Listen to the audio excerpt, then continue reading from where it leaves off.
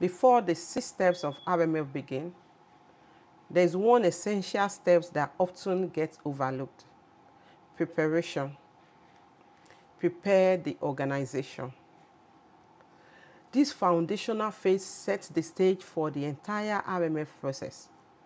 It involves defining roles, aligning mission objectives, establishing communication protocols, gathering documentation, and ensuring the organization has the right tools and mindsets in place. Without proper preparation, the remaining steps can become messy or ineffective. Once preparation is complete, you can move into the official RMF process, which includes 6 key steps. Step 1. Categorization of an information system. What kind of information does the system handle? Is it public, confidential, or secret? These steps help determine how secure the system needs to be by assessing the impact level for confidentiality, integrity, and availability. Step 2. Selection of security controls. Based on the system categorization, you choose the appropriate security controls. This comes from NIST catalog called NIST 853 and can include firewalls, access restrictions, encryption, and so on. Step 3.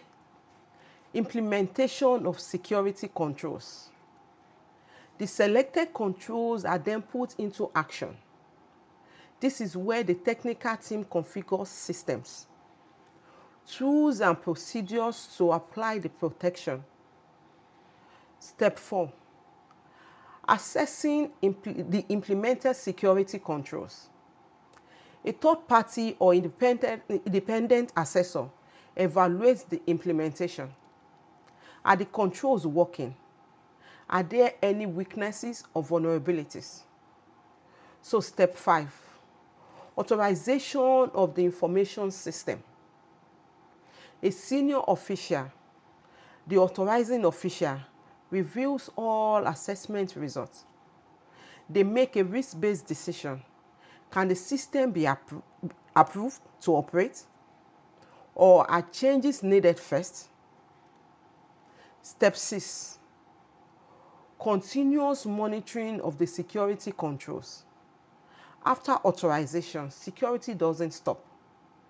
Continuous monitoring ensures that the system remains secure over time, adjusting to new threats and making improvements as needed. Imagine you are building a new web app for a federal agency. Before it goes live, it has to go through RMF to ensure it doesn't leak data, it's not vulnerable to hackers, and complies with federal security standards. No RMF, no green lights. If you're trying to get into cybersecurity, especially government work, learning RMF is a game changer. It's one of the top skills that hiring managers is looking for, and it's used not only in the US, but also influences frameworks around the world. Now that you understand the risk management framework, let me ask you, which RMF steps do you find most interesting? Drop a comment below and let's discuss. And don't forget to like, subscribe, and hit the bell, because in my next video, I will dive into each RMF steps in more details with real-world scenario. I have created a beginner-friendly online RMF training with everything you need to master all 7 RMF steps. If you're ready to launch your RMF journey and learn that cybersecurity role, DM RMF or tap the link to enroll today. Thank you.